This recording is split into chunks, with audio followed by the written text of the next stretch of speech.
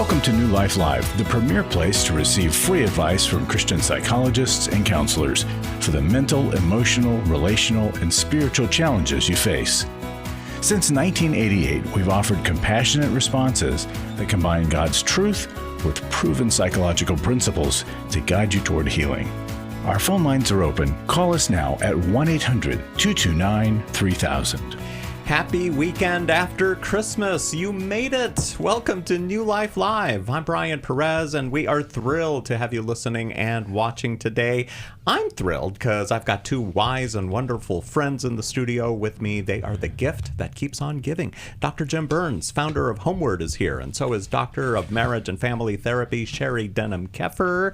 Sheri, what have you got on your mind to start us off today on New Life Live? Oh, I want to talk a little bit about what happens after Christmas, right? When you're kind of sitting there, you're starting to process all that was going on. You're starting to look at what makes sense, what fit, what was working well, what didn't work well. And the first thing I want to say is we just need to be nice to ourselves. We need to be kind. And just give yourself the space to sort right now, like sorting laundry, whether it's whites, darks, or color, right? Just have a few different baskets. But there's a term, it's called cognitive dissonance. What is cognitive dissonance? It's when we experience and hold on to two conflicting thoughts, beliefs, values, or attitudes at the same time. And what happens when we're holding these two things? It's like we're in two worlds at the same time.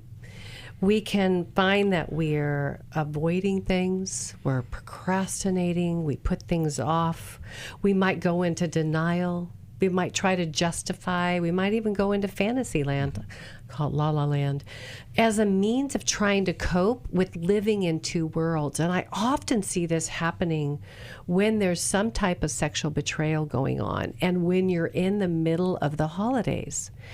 Because you're saying, I know my significant other has been looking at pornography. I've been really devastated by that. But we have all these gatherings with family. And, you know, I wanted to be there, wanted to enjoy the new grandbaby. I wanted to be in the kitchen helping, or I wanted to be there seeing other family members without having to share or talk about what's going on. But with that, cognitive dissonance comes in because you feel that you're being inauthentic, you're grieving, your heart is breaking, and yet you're not getting the comfort you need in a family situation. And you want him to change, and so you might find that you're being more frustrated and angry around things. It's just leaking out. So what do you do with this? I say you do a reality check with yourself first. You just tell yourself the truth. And I know this sounds very simple, but it's an important step with cognitive dissonance is getting into your own reality. It's telling yourself, I know this is true. I know we're in a difficult time right now.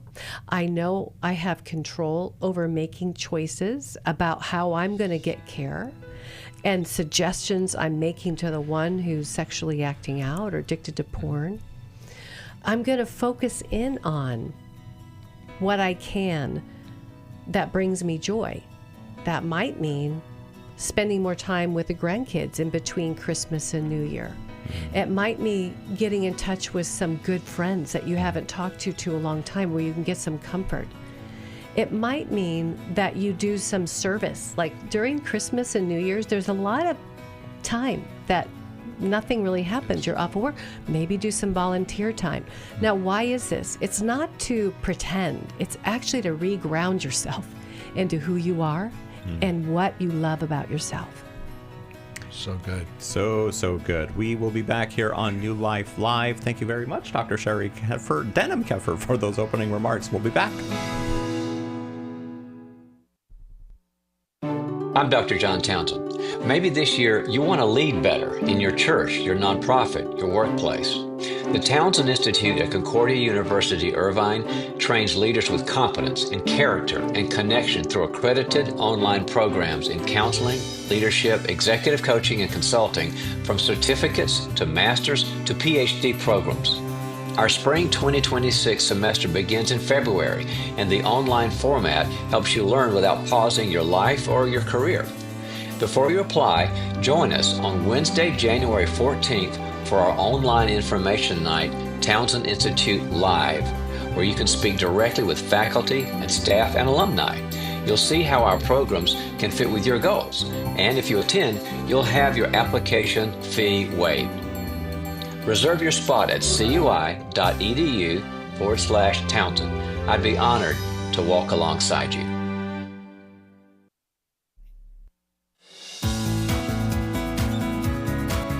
To find out more information about New Life or to order any of the resources mentioned on today's program, call 1-800-NEW-LIFE. Now back to New Life Live. We're back on New Life Live, like the announcer just said. I'm Brian Perez here with Dr. Sheri Denham Keffer and Dr. Jim Burns, and we had a great opening remark from Sheri. Jim, what did you think? I think when she said cognitive dissonance, and I thought, wow, hard and good can coexist. And I think that is true. And especially after the holidays, there's been hard stuff, but good can also coexist. And sometimes that means we might be thankful in a situation where we could also just be a grumbler and a complainer. Mm-hmm. But when she talked about betrayal, it's interesting because this is the time of the year where sometimes that comes back up. And the good part to that is, and is there a good part? Well, the good part is we can get help, and maybe it's you read Sheri's book. It's, I think, the best book on betrayal I've ever read. And but get some help. So you go at the beginning of the year, you say, no, the good is I'm going to go get some help. She said it for myself. And we'll see what happens. But maybe we've been the codependent for too long, or maybe we've been the person that's just trying to, make it work, and we're so discouraged. Well, you know what? There is good in this, and there is help. And sometimes that's calling New Life. Sometimes that's, getting counseling help right nearby. Sometimes it's reading a book, whatever we need to do. But good and hard can coexist. And that helps me sometimes when I'm feeling like it's really been hard. Yeah. And it's interesting is you say that, and thank you. My book is Intimate Deception, Healing the Wounds of Sexual Betrayal. You mean this one here? Yeah, there it is. That's it. That's Yes. it. I'm spending money on you because I buy it on Amazon and I send it to my friends. You got to buy it in the newlife.com That's store, true. Jim. I should. I truly should. I will do that. Well, thank you for doing that. Yeah, I am. What coexist is powerlessness and empowerment. And yes, the partners that I talk with, we have been victims of betrayal of any kind, right? Pornography affairs. There's all kinds of stuff happening on AI, cyber sex. There's so much today. But I say, even though that you've been a victim of this, my goal is to get you out of that victim seat into empowerment, into making choices, into starting to find a path to get out of the whole crazy mess. And there's nothing that keeps somebody in that acting out space longer than a disempowered significant other that is frozen. She's betrayed or he's betrayed and they don't know what to do. And unknowingly, our passivity, our powerlessness, our trauma can actually collude with them continuing to act out. And I'm like, no. It doesn't have to stay that way. There's multiple interventions, right? And we have them here at New Life. Yeah. And there's so many resources out there. And I see people changing, relationships changing, guys and men and women getting off of the porn. Yeah. I wouldn't be doing this and passionate about it if I didn't see life change. I wouldn't, because I would be like, let me just take my story and go away because it's too painful to live here. Mm-hmm. I am on the cutting edge of change all the time, every day. And so please reach out. We want to help you here if this is going on in your relationship. You don't have to stay stuck. Well, there's an interesting story in the Bible where Jesus approaches a man who was at the pool of Bethesda. He'd been ill for 38 years. And you'd think this is a silly question, but Jesus asked him, do you want to get well? Wow. And at first you want to go, Jesus, what? Of course he wants to get well. He didn't say yes. He made an excuse. But there's nobody here to put me into the pool, because an angel of the Lord would come periodically. They'd go into the pool and someone would be healed.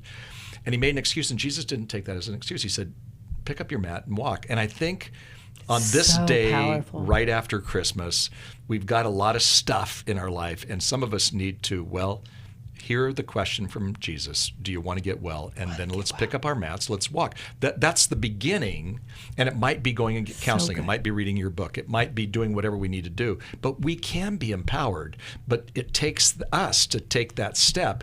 Jesus, somebody else, another story where somebody, if you're willing, and Jesus said, I am willing. That's a beautiful phrase. I am willing to help you be healed, but do your part. Stand up. Pick up your mat. So somebody's got to pick up their mat today. Love it. That's so good. I know someone's listening right now Yeah. to you that may be in a 38-year marriage. Yeah. And they're so disheartened. Right. You might be listening right now to him and going, he just said what I needed to hear. Or even somebody who, you mentioned porn, somebody who has been addicted to porn, their first step is doing something incredibly courageous and brave, and that's telling somebody else that they have an addiction and they can get help. We see this at New Life all the time.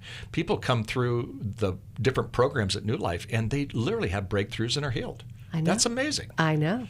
Yeah. I know a lot of them. It took courage and bravery for them to do that. It's so true. It's so true. Dr. Sheri Denham Keffer's book, it's called Intimate Deception. It's available in the newlife.com store, and we've got many other resources available as well at newlife.com. We've got a webinar coming up in just a few weeks, and we've also got our weekend workshop. It's called Restore. You can find out all about that at newlife.com.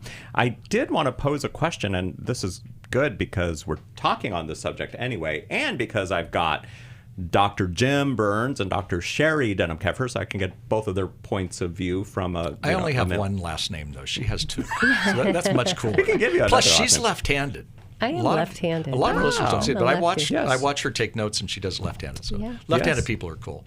We're the only one left-handed. in our right mind. So. We can debate that. But So my question, as we're on this topic, how can men and women survive a world of OnlyFans and AI girlfriends? So, for both. I mean, women probably feel I can't compete with what the men are seeing online and now with AI and everything that's going on, and then men struggling to stay pure, and that there's so much access immediately on a phone nowadays that it's how what's the future look like if people don't get a handle on these things?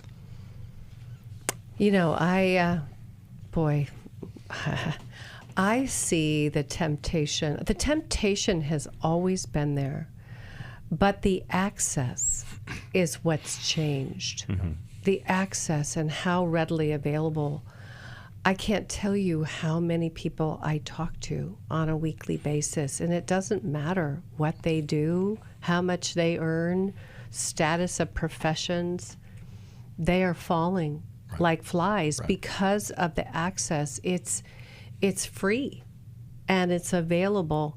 And when I think about this, there's a word that the names of Satan, one of them is Abaddon, which means the god of the bottomless pit. And I think, and I'm glad we're a Christian radio show, I think that we need to be talking about who's behind all this. And that doesn't mean that people that look or act out or go to OnlyFans or AI girl, are trying to chase this. But when you're trying to chase it, because a lot of times the wives I talk to feel like their husband's the enemy. I understand that and their frustration, but I say there's actually an enemy behind your husband who is the god of the bottomless pit, who is the father of lies. And I think until we continue that conversation and realize that when you go and look, you are being lured by the dark side, and that by the enemy of this world, and that can create an compulsive addiction that really gets people hooked. I think people aren't talking about that. They're just looking at it, oh, well, it's a brain disease, or, oh, well, there's a medical model. And I'm like, you know what? There is a darkness that is trying to undermine the family today and is trying to take down churches one pew at a time. And it's happening. And it's happening through sexuality, through these porn sites, through false intimacy, through body parts that don't even exist. Right. You're so right. And, none of us, very few of us ever had our parents even talk to us about healthy, positive, value-centered sex education. And we know this, and this is good for the parents who are listening today to remember that the more positive, value-centered sex education kids receive from home, the less promiscuous and, by the way, less confused they'll be. That's what research says, Christian and secular research.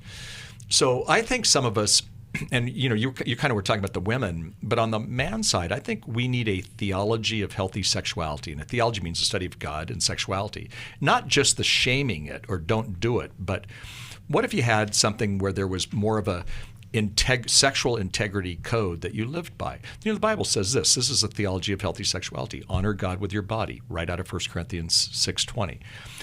Renew your mind for good, Romans 12:1-2. So the mind is the most powerful sex organ. It's not your private parts. So we can control our mind. It's just a matter of how we do that.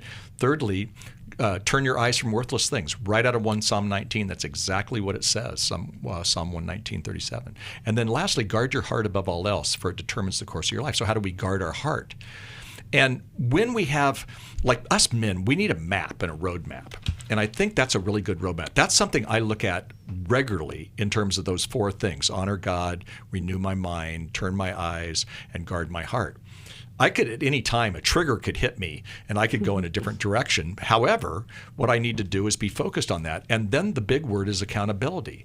A lot of us are trying to do this alone. We have these things that you're talking about, Sheri, and struggling. And if we do that alone, and yet the hardest thing to do is to admit to somebody, I'm struggling in this area, whatever it is. And yet, again, the Bible's very clear. If we confess our sins, He's faithful and just. That's vertical, God. Yeah. But if we confess our sins to others, we will be healed. So the healing sometimes comes when we have, us guys use the word wingman, somebody on our side who we can talk to who still loves us but doesn't want us to be, a mess up. And so when we can be honest with them, it frees us to making better, right, and wise decisions. And so we need that roadmap. There are roadmaps in the Bible. There are roadmaps with people that we can talk to. There are plans. For example, Every Man's Battle. That's the thousands of men who've gone through that and still are sober from a life of, porn addiction is amazing. I mean, when they say that, people will tell me this, and I'm like, I'm blown away by that, that they go through it. It's the beginning, but then they all say, I need to be accountable for the rest of my life, and here's my plan for the rest of my life. There is healing, and there is hope, but we've got to roll up our sleeves a little bit, say to God, we can't do this on our own, relinquish our lives to God, and let God help us work through that. It's not going to be magic. No magic wands around here. We have a book in the newlife.com store that you've written, Jim. It's called A Student's Guide to Sexual Integrity. This is written for the students. It's not so much for the parents to read or tell us about this. Well, I like it when parents do read it with their kids because, like I said, the best sex education, all studies are now showing this, is when parents actually have those awkward conversations. And it doesn't make awkwardness go away, but I think if we can have those kind of conversations. But, kids today, look at where, the number one place they get their sex education is the internet. The number one place we get in trouble is the internet a lot of times. I mean, it could be some other a relationship, things like that. But, today we have to make sure that we guard our hearts with that. And parents can do a lot to help their kids. And adults can do a lot because there's a lot of good help. We know that if we do the right thing, it's going to work. If we do it in the right manner, we just don't do the right thing because we get scared, we get lazy, we don't have the faith that we can do it because we keep falling or whatever. But even Paul said, I do what I don't want to do and I don't want to do what I do. There's just help and hope out there. Yeah. People have to respond and lean into that. I'm around some really healthy people, and I'm around these healthy people, and I'm around some really unhealthy people too, and I choose the healthy people, but they all have accountability. They all are, allowing God to help them work through the thing. It doesn't mean that they're perfect. Nobody's perfect. Yeah. But what it does mean is that we're going in that direction. And I find a lot of help at church. For me, going to church on Sunday is really a shot. Well, we go sometimes on Saturday night. I'll just admit that because we have a Saturday night service. But you know what? I find that really helps. That it just helps remind me that God is God and I am not Him. Yeah. I know a lot of young people might have gotten cell phones for Christmas yesterday. And now, that's something we can talk about when we come back here on New Life Live. How to keep our kids safe and pure from these pornographic sites. I mean, there's, filters and things like that you can put on the phone, but there's also ways to get around all that. So the things that we can teach our kids to make sure that, like Jim said, the healthy, the holy sexuality, because it's a cesspool, what you find on the internet. We will come back here on New Life Live. Thanks so much for listening today on this day after Christmas.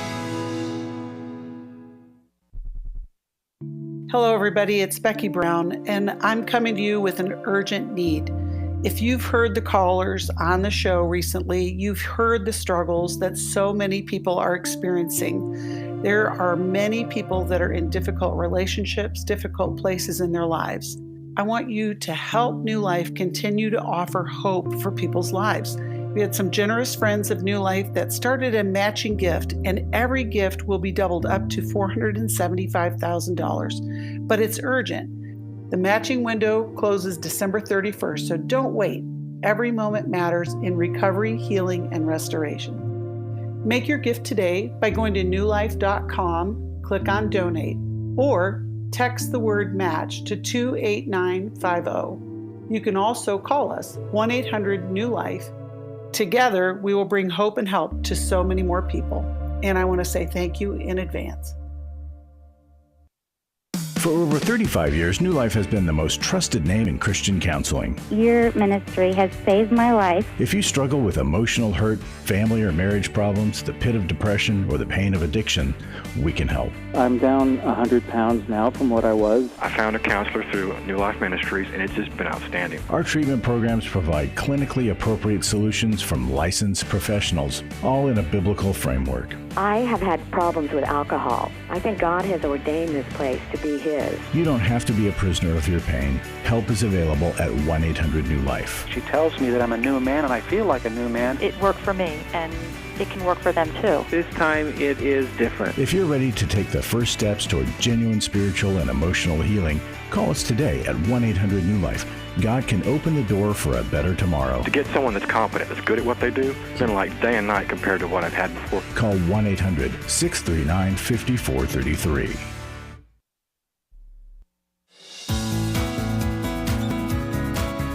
To find out more information about New Life or to order any of the resources mentioned on today's program, call 1-800-NEW-LIFE. Now back to New Life Live. We're 6 days away from a brand new year, and your year-end gift to New Life makes it possible for people to receive help when they need it most. Whether they're tuning in to New Life Live, listening to teachings, or connecting with a coach or counselor, your gift brings hope. And through December 31st, your gift is doubled, providing twice the impact. We finally got done with our Christmas shopping. No doubt we all love those 2-for-1 deals. Well, here's one more. Give online at newlife.com/match or by calling 1-800-NEW-LIFE or text the word MATCH to 28950. So you got your kids a new cell phone for Christmas, and you've heard Dr. Jim and Dr. Sheri talking about all the evils that are online, and now you're wondering, did I do the right thing? Maybe I can take it back. Do I still have the receipt? I'll take it back to the store. How do we navigate as parents and grandparents what's out there? Well, today we have something in our store that Steve Arterburn and Dr. Alice wrote, and it's really good on navigating this. But I think it's really important that as parents, if we're going to give our kids a cell phone, we have to understand that they are now connected to the world if they don't use filters or if they don't block some of the things. So when we first give our kids a cell phone, I don't think we give them a personal cell phone. I mean, yeah, you gave it for Christmas, so I'm not shaming you. I'm just saying maybe it's better to make it the family cell phone, because we use it for convenience, because the kids are going to call us after dance recital or practice or whatever it might be. And I get that. I understand that. But don't connect it to the internet. They're not ready for it. They have to earn the right to have their own cell phone. And everybody else has a cell phone. Well, everybody else doesn't have a cell phone, and everybody else had a cell phone. That still doesn't mean we think that's a good idea. So I think we have to be real careful how we give them what we do. And then it's really important for parents with younger kids who have cell phones. And I'm saying younger kids in the teen years. Can't do anything. When they're adults, they're adults. But when they're in those years, I think we do put filters on them. And there are easy filters today to make that happen. Can they get around them? Sure they can, but it makes it that much harder. I also think that it's important that families share history. So like with us, with our family, we said, look, we're going to be looking at your history, and you can look at our history. Here's how you do it. And I showed the girls how to, so my history was right in front of them too. It would have been very boring to them in terms of what I looked up. But the point that I'm saying is as parents, we have to learn to create a media-safe home. Today, there's great stuff on that. Yeah. So, But if we gave the kids the cell phone, and let's say that we caught them looking at porn, then it's time for us to do you know what, babe? It's not this. It's this. And that's when we teach healthy, God-honoring sexuality like we've talked about it. And so, this isn't real. Sheri used earlier the phrase, false intimacy. So we have to teach our kids this stuff. I'm not saying that you're not going to get the eyes rolled by your kids. You probably will. But nevertheless, it's important for us to have those conversations and try to do it without lecturing and preaching. I always say it's better to have 100 one-minute conversations than one 100-minute conversation. Oh, yes. So in doing that, it's, you're in the car, you see something on TV, whatever it might be, you just bring it up. But if we're giving them that cell phone, it's now our job to help them learn to discern how to use a cell phone. And it's not the cell phone. It's not even the phone part. It's the other aspect part. We have to how to learn to discern that properly and become responsible adults with it one day. Yeah. Do you think there's an age, like no kid under the age of blank should have a cell phone, or does it vary from family to family? What do you think, Sheri? I know parents that a kid's mind is developing all through grade school. I think I hear so many stories from kids that are 14 and under that stumble upon pornography on their phone. You mentioned, if you still have the receipts. I'm just going to be bold here. If you are a parent that got VR glasses for a child in your home, let me just tell you what's happening. VR glasses, virtual reality glasses that are, your kids ask for to do gaming. Well, guess what? They're doing virtual reality sex. They can have sex on this virtual reality, and it feels very real, very titillating. You may not know that your kid is looking at it when he's gaming in his room. You think he's doing Nintendo. But that, I would say, find the receipt. You have to have a really painful conversation, because I think a lot of us as parents don't even know that these devices can hook up to the internet, and your kids download, virtual reality porn. And so that would be something I would take back. I would not, if I had a teenager, I would not get them a VR. I would not get them VR glasses. I wouldn't. If they're now 18 and 21 and they're on their own and they want to get a pair, I can't control my child, right, at that age. But would I purchase that for him? No. Yeah. No, or her. No, I think that's important. We have to have our guard up and help them have their guard up. And we give them too much too early. Yeah. I do a podcast, and on my podcast, I just interviewed somebody last week on AI. And then I said, he's an engineer, Stanford engineer up in the Silicon Valley. And I said, what about your kids and cell phones? He said, well, most of us don't give our kids cell phones at the age other parents do. Well, and I'm like, wait, these are the Yes. people who are working on digital and cell phones and AI. They know. Right. I mean, that is so telling right there. That's and amazing. So, you have to be able to hold space for your kids' frustration, anger, blame, reactivity, and disappointment. Yeah. They're not going to say, thanks, Mom. No. This is amazing. No. It is. But, they'll understand one day. Yeah, developmentally. We're not their best friend. No. We're going to guide them. And sometimes it takes pain on our part because we're not going to get complimented by this. Yeah. Right, but I get phone calls because I've got a 9-year-old sexually acting out with a 7-year-old, and Yeah. the school system is like, what do we do with this? Well, they Yeah. found porn. Yeah, no doubt. We'll be back on New Life Live. We've been married 33 years. We attended the Intimacy and Marriage Workshop. Even though we've read books or attended a few other marriage weekends, this was certainly different and a lot more intensive than initially that we thought. When you come to Intimacy and Marriage, you're going to be immersed into a 3-day process. Was not really sure exactly what to expect, but the idea of learning to really understand intimacy was intriguing. We had been in the same patterns of struggle over and over again. If you've thought, I don't think we can ever change, we're just in this rut and we can't get out, the Intimacy and Marriage Workshop can help you get out of the rut. The Intimacy and Marriage Weekend is February 13th to the 15th in Orange County, California. Register online at newlife.com or call 1-800-NEW-LIFE and use the code NLL for a discount. 1-800-639-5433. I would highly recommend it. I was sort of vaguely familiar that the 12 steps had some origination in the Bible. I found Life Recovery, and one of the things I liked so much was that it had such a broad appeal. It wasn't limited to just alcohol or drugs, that it was addressing a wide range of problems. At New Life, we believe everyone can benefit from a life recovery experience. There are life recovery groups all over the country. They take place online, in conference calls, and in person. And if there isn't one in your area, we can help you start one. We have startup materials, leaders' guides, CDs, Bibles, and more, all with discounts available for groups. Call us at 1-800-NEW-LIFE and ask for Terry Ward. The 12 Steps have long been a great help to people in recovery because much of the 12 Steps' power comes from the fact that they capture principles clearly revealed in the Bible. The 12 steps is really a pattern for all of us as Christians. Call 1-800-NEW-LIFE. That's 1-800-639-5433.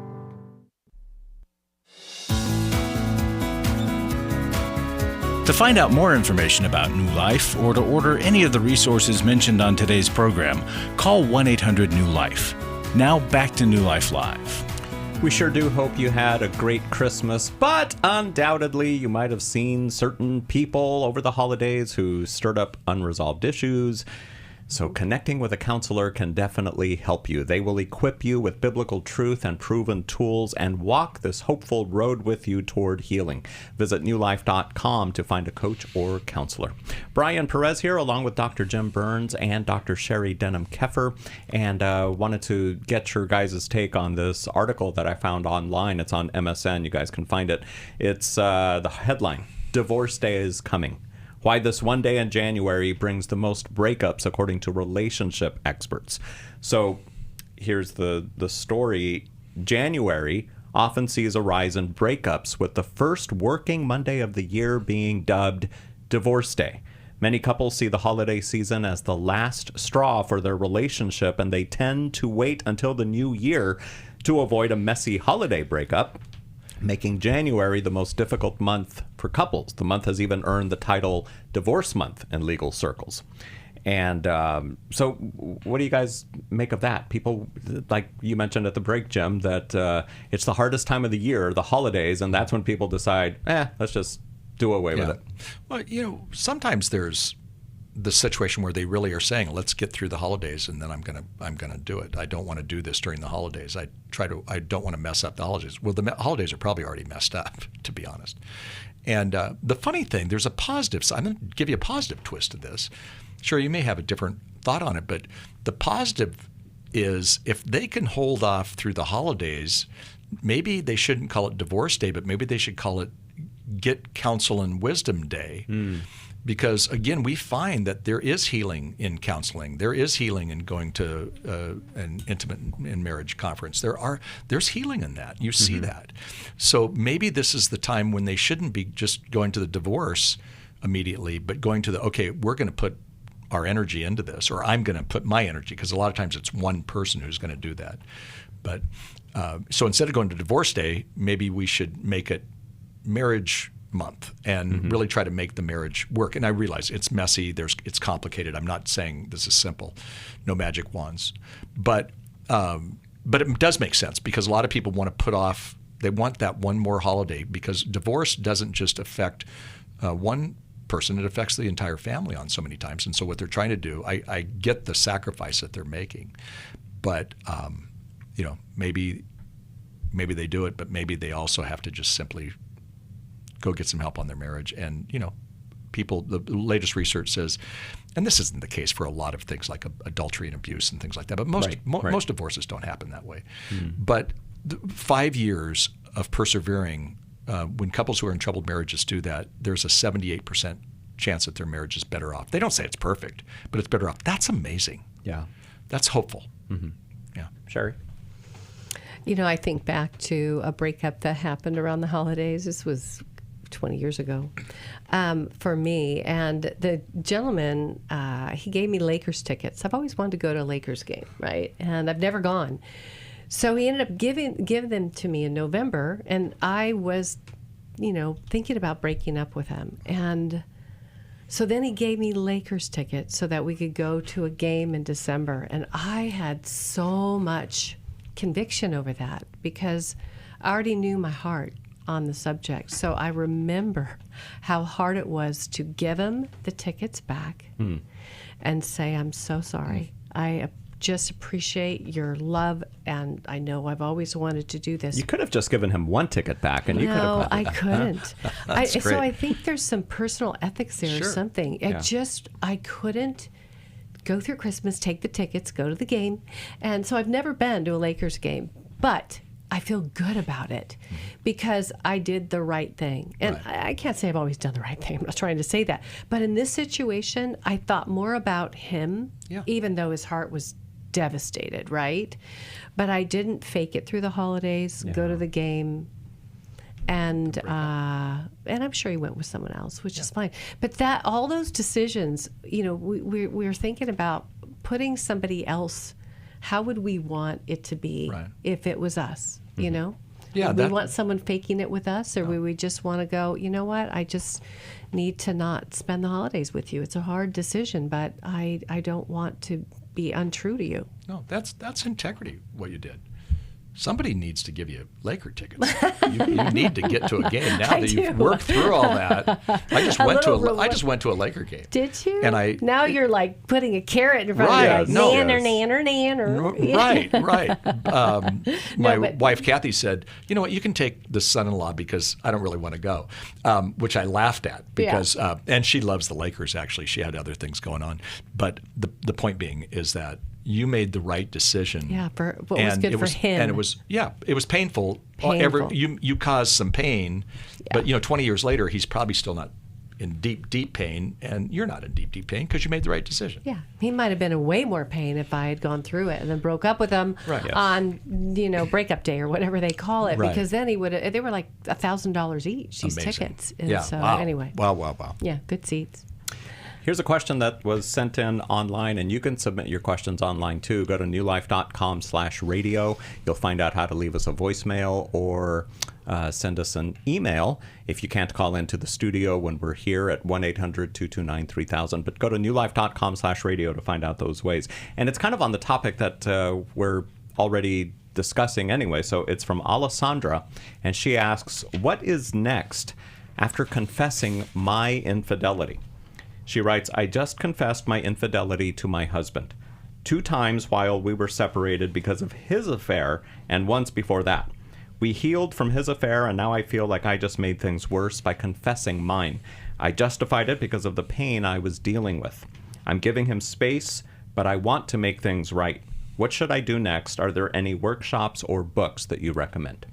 Jim, what say you? Well, first of all, I recommend, hold it up. I recommend Hold it up. Let me find Sheri's book because it's exactly what they need, intimate deception. And this is a double whammy because they both have experienced that. And the good news for her, Alessandra, is that there are books like that book. I hope we send it to her. There's also counseling. But I don't think you can do this on your own. I know very few people who have been through what she just described, and they white-knuckled it and kind of gutted it out, and now their marriage is better. I do know people who have worked through this, and miracle of miracles, they've worked through it, and they are still together. But that's going to take some rolling up some sleeves, getting some work. And go to the workshops that you can go to, get help. And and the Bible's very clear. Where there's no counsel, the people fall in the multitude of counselors. There is safety. Some of my best counselors are people who are I've never met, but before I met Sheri, I actually had her book because I'd heard about it. I read the book and I went, "This is amazing." And then one day she walked in, I went, "I think that's the woman I read her book." So she was mentoring me. Not that Kathy's my issue. We have plenty if you have time, but you can find mentors in books. So there you go. I see you have your book open, so you got something going on there. I do. And I want to say, Alessandra, guess what? Your story is not so uncommon. And I didn't know what you were going to read, and you started reading her story, but you fell right into a chapter of my book, which is called Remember When Sex Was Safe and Skydiving Was Dangerous. Chapter 14. And that's a great chapter, too. Yeah, well, and I have jumped out of a good airplane twice, but going through the sexual betrayal was so heartbreaking.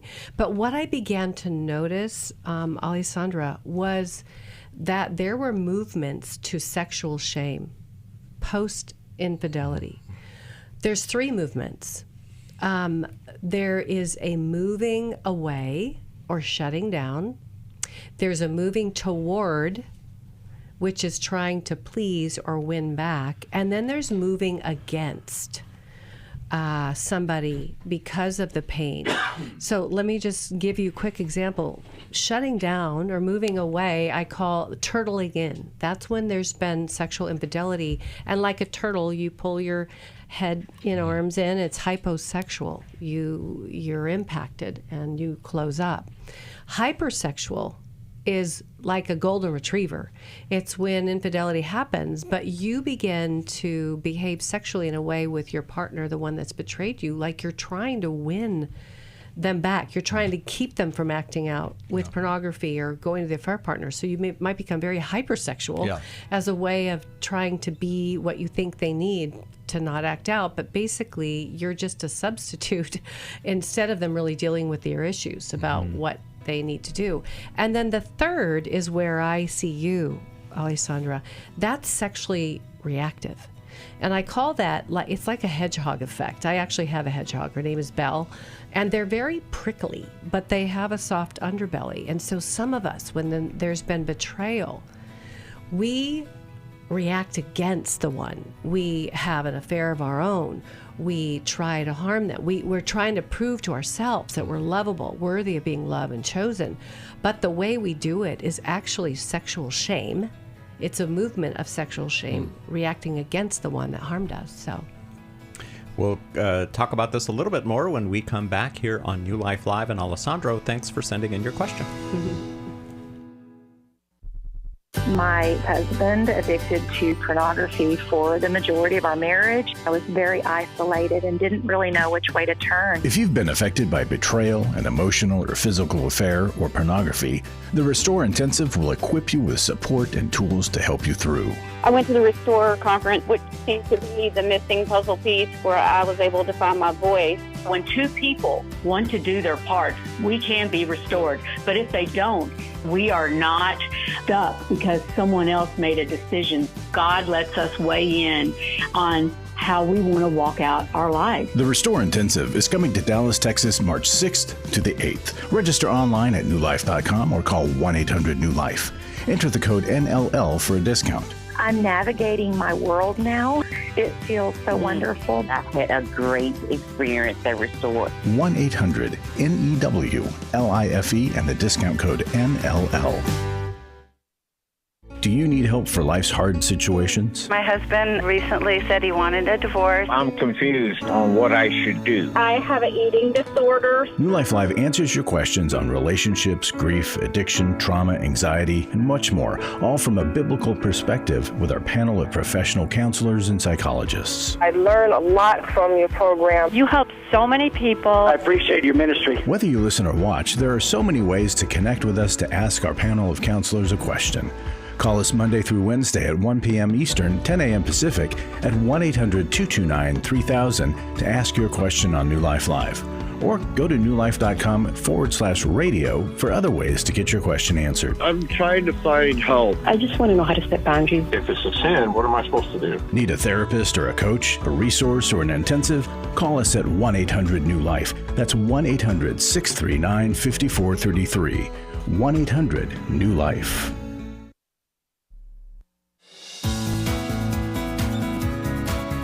To find out more information about New Life or to order any of the resources mentioned on today's program, call 1-800-NEW-LIFE. Now back to New Life Live. Merry day after Christmas. Brian Perez here with Dr. Jim Burns and Dr. Sheri Denham Keffer. Both of them have written books, and I love when I talk to the author of a book about their book, and they say, oh yes, in chapter 14. And I'm just like, how do you know that? But they just know. And right now we were talking about Sheri's book called Intimate Deception. It's available in the newlife.com store. She knew right away which chapter would address the situation that Alessandra sent in her email about. And you can send in your emails as well. Go to newlife.com/radio. You can leave us a voicemail too, in case you can't call us when we're here in the studio. But we so prefer to hear the sound of your voice and interact with you. So do call in when you can here to New Life Live, and go to newlife.com in the newlife.com store, and you can purchase the book by Sheri called Intimate Deception. There's another one that might help you too. It's called The Soul of Shame by Kurt Thompson. That is newly available in the newlife.com store, so check that out as well. You know, we are in the holiday season, and this is when thoughts of depression and suicide are so, just overwhelming to some people. And because, for whatever reason, I mean, maybe they've lost a loved one, maybe they've just, or, it's the end of the year. We were talking about couples who say they're just going to break up as soon as the new year comes around. But then there's the people that said, you know what? I told myself I was going to give myself to the end of the year for things to get better. Yeah. I still don't see a solution. I think I'm done with life. What do you tell people who are just struggling with these kind of thoughts? Well, first of all, I affirm them that they're bringing it out into the open, because a lot of times people are so afraid to talk about it. But once they talk about it, most people who are suicidal are ambivalent toward dying. Isn't that interesting? So what that means is they're not sure, and they could probably be talked out of it if they could get some love and get some help and whatnot. And so to them, I always say, you know what, I appreciate you so much sharing with us. I am honored that you would share with it. And I literally had a text 2 weeks ago from a woman who said, I'm thinking of calling a suicide hotline. Do you have a number? And so I wrote right back and said, can we talk? I know her not too well, and I talked to my wife because it was at night, and were we going to have a quick conversation? She said, I don't want to talk to you. I want to talk to a suicide hotline. So I sent her the suicide hotline. But I did say, I'm really glad you're going to do that. You're too important to yourself, to God, I said first, yourself and to your family to make a decision like that. It's a permanent decision. Yeah. And in doing that, she's still around. Kathy and I are actually literally going to be with her in the next couple of days. So she's made it through. That doesn't mean it's all perfect, but I think I say to anybody, thank you for bringing this up. Yeah. And then there are some things that they can do. And if there's anybody who's even listening or watching who literally thinks they would take their life, then they want to get an assessment immediately, even if that means just going to the hospital, because they're going to make a decision that's going to be permanent, when in fact some of what they're going through may be a little more temporary than they think.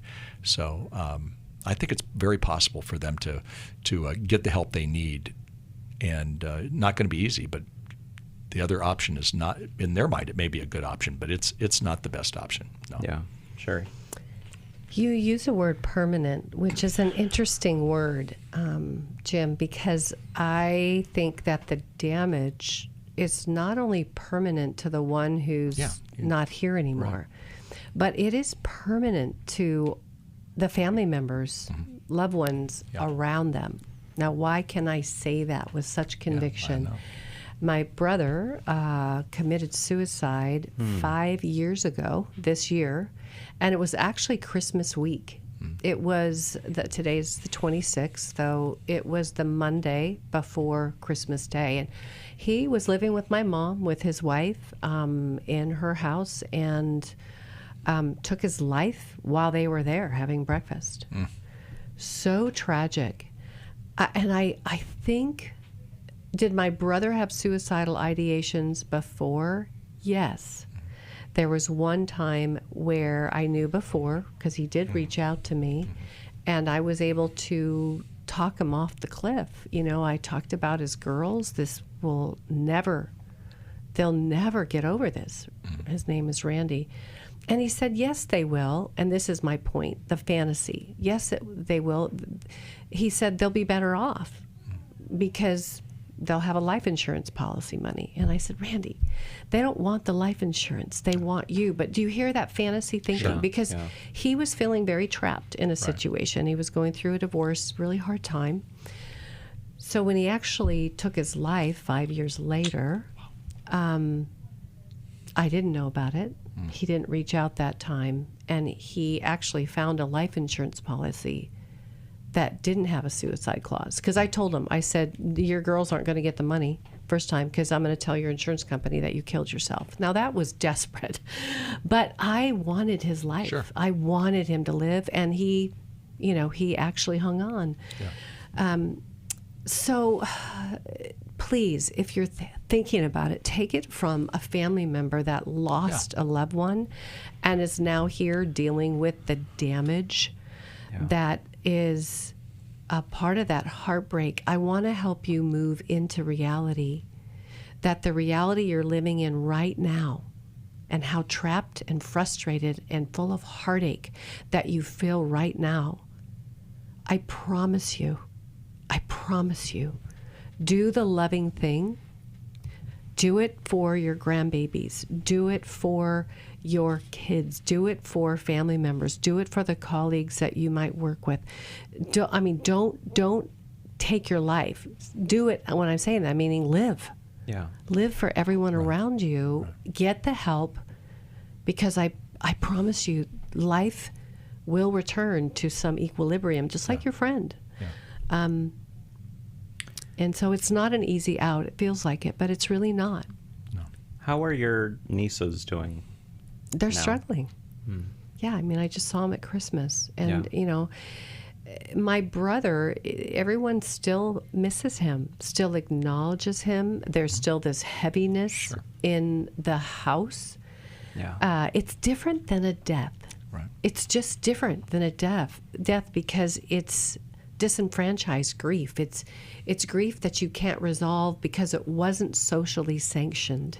It wasn't done in a way that the world would understand. It, you know, so it's messy. It lingers. It lingers. It does. And it lingers. You know, we talk about changing the trajectory of a family from, say, dysfunction to a healthy family.